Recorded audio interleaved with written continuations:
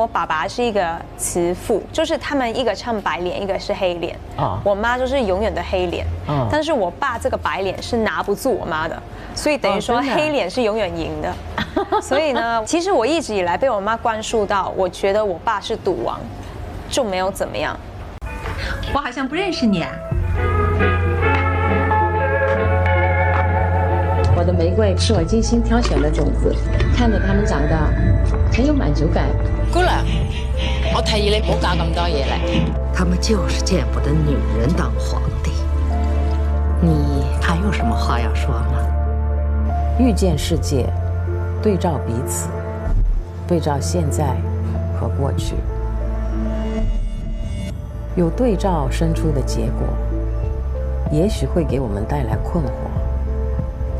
但困惑有时候会是一面镜子，让我们更容易看清自己，看清世界，趋近真理。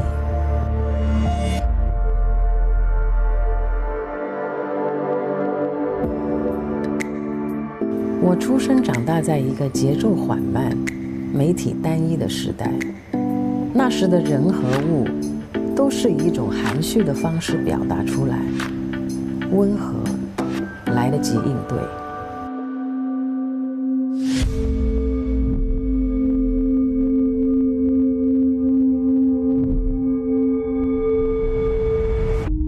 现在网络科技的发展，媒介的变化，让人们越发马蹄哒哒，瞬息万变，色彩缤纷的众生相，看似快消，却又不是索然无味。以至于我现在想弄懂的事情有很多，不妨就从这里开始吧。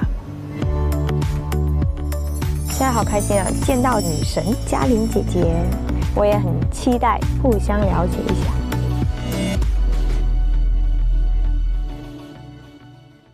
本节目由东森自然美独家冠名播出。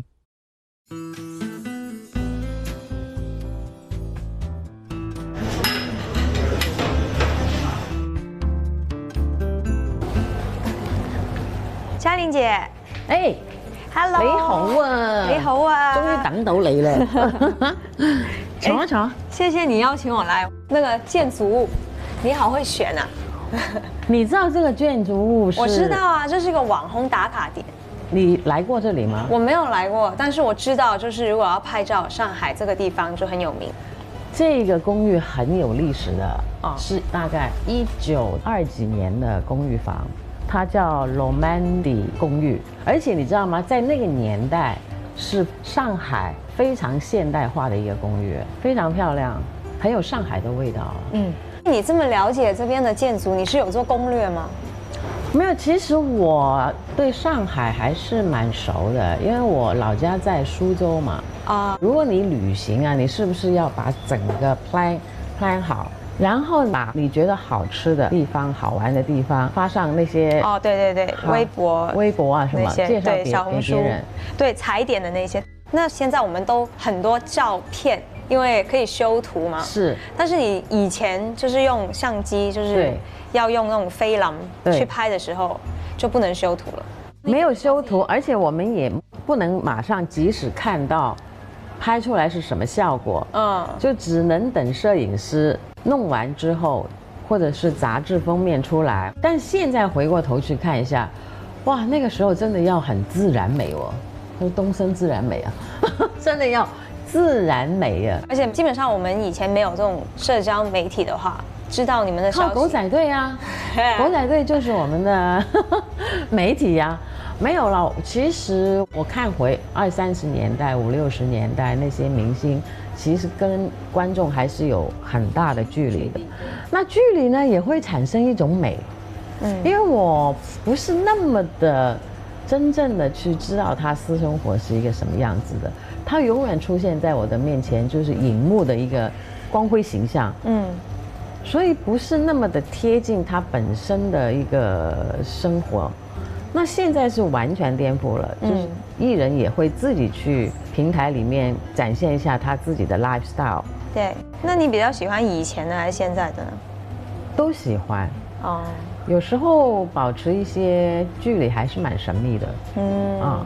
那现在这个社会大家都开放，我觉得这样也好，可以让观众更贴切的去知道我到底是一个什么样的人。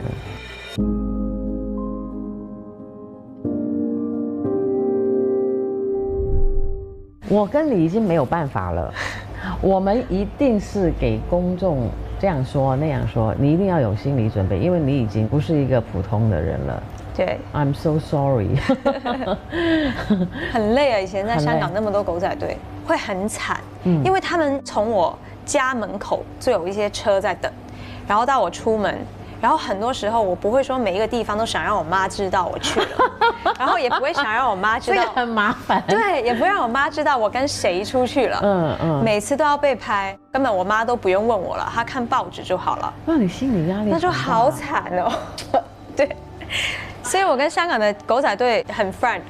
我会跟他们说，来这里先不拍哈，就千万。真的吗？你会跟他们做朋友？我跟他们超级好朋友。私下要给钱吗？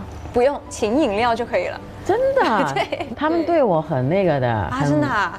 而且我再怎么请专业的开车司机，还是逃脱不了他们。没用的，他们是车手。对对对，他们很夸张。而且我甩掉一个车，下一个地方可能又有他们的人在了。哇，他们是搞特工的，我觉得。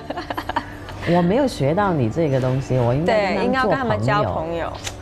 这样他们我在你身上就因为他们就是要交功课嘛，那他们交到他们的功课就好了。我现在不会介意狗仔队怎么写我，怎么拍我。我可能年轻的时候会在意一点了，像他这么，可能我开始慢慢年纪大了，我找到了我自己了。我觉得人生不可能是完美的，你要接受你的缺陷美，所以反而现在好了。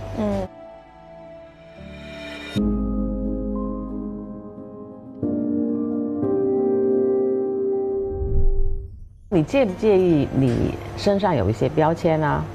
比如说人家会说你是何鸿燊的女儿，赌王的女儿，你对这个怎么看呢？我觉得我能当我爸爸的女儿，我觉得非常的幸运啊！我觉得他是一个非常好的爸爸。是的。然后我觉得这个身份也带给我非常多的便利，就可能我做事情会比别人简单，而且关系上面可能比较容易打到一些关系，然后可以更容易去做。就比如说你的物质资源应该是非常的丰富的。我觉得你小时候可能玩具都玩不完啊。没有。没有吗？应该是这么说，我小时候，因为我爸爸是一个慈父，就是他们一个唱白脸，一个是黑脸。我妈就是永远的黑脸。但是我爸这个白脸是拿不住我妈的，所以等于说黑脸是永远赢的。所以呢，其实我一直以来被我妈灌输到，我觉得我爸是赌王，就没有怎么样，就因为我没有特权。你喜欢赌钱吗？不喜欢。为什么呢？因为我爸也不赌钱。对的，对，然后就可能他会分享一些故事嘛，他就可能会说啊，比如哪一些人拿着一箱一箱的现金啊，然后进来赌啊，然后赌到现金都没了，然后还不愿意走。他会跟你分享很多这种故事。会，我不知道他是故意的还是真的就这么，他都说那些人就是可能样子就是没有精神啊，或者是你爱上赌，你就会整个人的气场很不好，然后我就会觉得那我不喜欢赌场这个地方。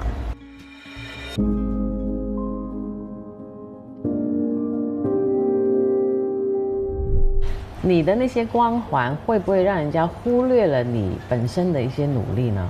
会的。就比如说我以前读书的时候吧，就是可能大家都会觉得啊，你进学校很容易啊，很简单啊，你爸妈都给你安排好你的路了，都铺好了，就会觉得说你所有的成就或者是你自己得到的一些成绩都是理所应当的，都是家里面给予的。但是所以你要比别人更加努力，因为人家会拿这个放大进去。对，就你做什么，他都有一个声音，就是说这肯定不是真的，这肯定是可能买的，或者是怎么样的。所以我当时就是做的就是我去考了一个会计的牌照，然后那个牌照是买不了的，我就是其实也没有说一定要这个牌照。但就觉得说那就考吧，反正买不了嘛，那我就证明一下，就是我也有这个能力去做。就毕竟还是想要证明自己。是的。我觉得我现在比较想做到的就是让大家看到的何超莲不是你认为的何超莲。我自己的个性跟大众普遍对于我的认知是有点落差的。对，这也是为什么我想要上综艺，而且会接触这么多社交媒体，因为我觉得我需要有一个自己为自己的发声，就自己去讲述我自己是一个怎么样的人。对，那怎么样来形容何超莲呢？在这个阶段，我觉得很努力在突破，就是我会去想要证明自己的能力，然后也有一个可以往上走的空间。对，这是我比较想要证明的，而不是说标签了赌王千金，所以怎么样怎么样。所以我比较想的就是大家也可以感觉到我是一个努力的人，然后也是一个有目标的人。对，那你呢？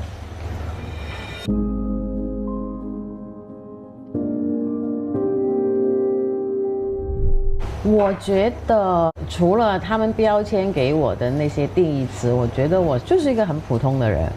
我喜欢生活，我喜欢对这个世界抱有热情。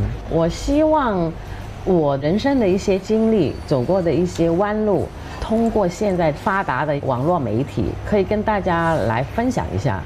如果你遇到一些类似我的这种问题，你可以拿我作为参考。我觉得每个人一定要有一个信心，你可以去改变一些不太顺利的一些情况吧。然后一定要设定下一个目标。因为我觉得我的人生还是对生活充满了好奇，我也不断的想去探索未来的一些新鲜的东西。比如说我现在要接触一些年轻人，像你这样的，我还是喜欢去看一些新的东西啊，接受一些年轻化的思想啊。我觉得这个世界发展的太快速度，而且太多新的东西在你面前，值得你去学习、去拥抱的。而且你会很有活力，就越活越年轻。是的，是的。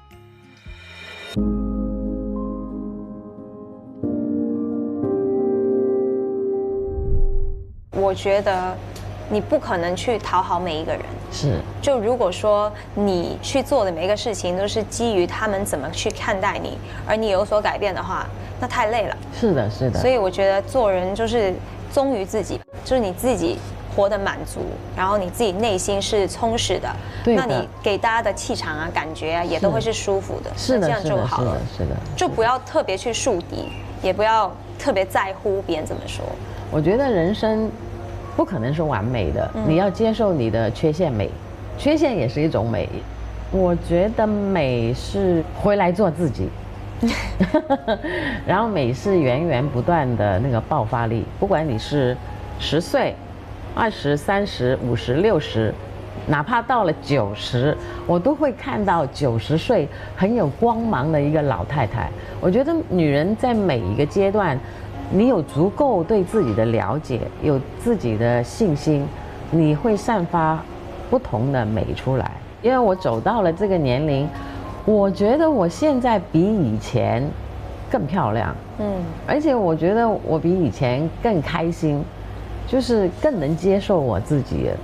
非常同意。就我觉得美就是你去勇敢的面对自己，然后勇敢的去活出一个新的自己，勇敢的去突破，然后这样你就会有一个新的可能更好的事物、更美的一个发现。对的，对的。每个时代都有它的驱动力，更迭初心。每个人都有他向前的内能，进步不止。